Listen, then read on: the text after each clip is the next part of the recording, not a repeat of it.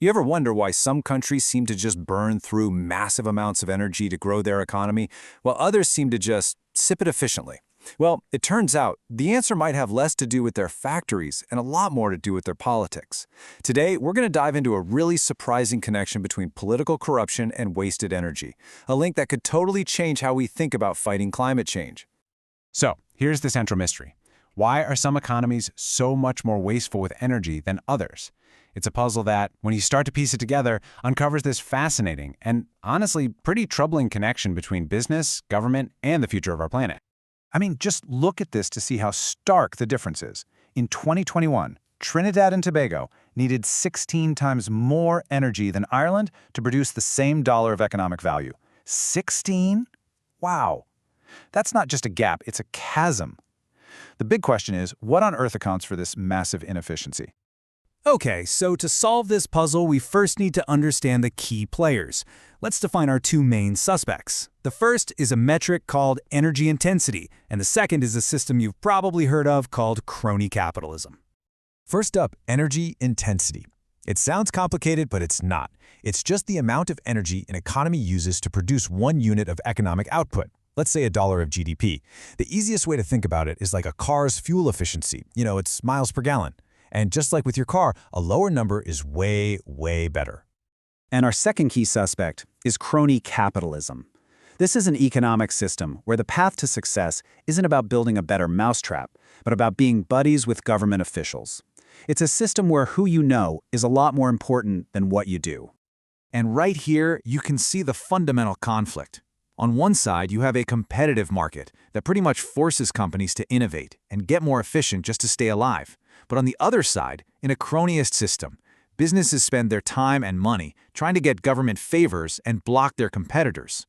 One system naturally drives efficiency, while the other, well, it breeds inefficiency.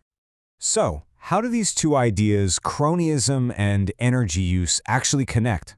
Well, a recent academic study decided to investigate this very thing on a global scale. Let's take a look at how they did it. And this wasn't some small-scale look. The researchers analyzed data from 73 different countries, which gave them a huge global perspective on the issue.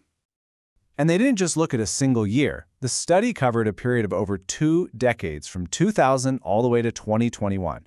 This allowed them to spot really deep, long-term trends, not just a temporary blip on the radar. Now, measuring something like crony capitalism is tricky, right? You can't just stick a thermometer in a country and get a reading. So the researchers created a composite score, combining data on things like corruption, the rule of law, and economic freedom. This created a spectrum. If you look at the chart, you can see the huge variation, with countries like Switzerland on one end showing very low cronyism, and places like Iraq on the other with really high levels. So, after analyzing 73 countries over 2 decades with this powerful new metric, what did the investigation uncover? Well, the verdict is in. And the conclusion was unambiguous. The study found a direct, significant link. Crony capitalism increases a country's energy intensity. To put it simply, more political favoritism leads directly to more wasted energy. The connection is absolutely real. The researchers themselves summed it up perfectly. When companies get ahead because of their political friends, they have very little reason to invest in new, energy-saving technology. I mean, why bother spending a ton of money to be more efficient when you can just call up a buddy in the government to protect your market share? So how does this inefficiency engine actually work? Well, the study points to a few key things. Politically connected firms can get away with ignoring environmental rules. Government subsidies and tax breaks get funneled to cronies, not to the most innovative green companies. And this lack of real competition means there's just no pressure to modernize. Ultimately, all this leads to a massive misallocation of a country's resources, with money flowing to old, inefficient, often fossil fuel-based industries instead of to real innovation. So look, this isn't just an interesting academic finding. This connection has profound implications for how we tackle climate change, and it points to a deeper truth about what it really takes to build a sustainable future. And here's the bottom line visualized. It's so clear. On average, countries with low levels of cronyism are way more energy efficient. They have a much lower energy intensity. In contrast, high cronyism nations are far more wasteful. The data really couldn't be clearer.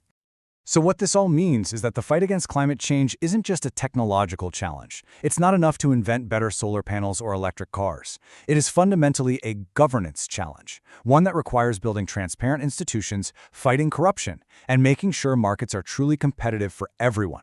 And this leaves us with a final, really powerful question. This research strongly suggests that environmental sustainability and fair government aren't separate goals. They're deeply intertwined. It forces us to ask, to build a truly sustainable future, do we first have to build a fairer one?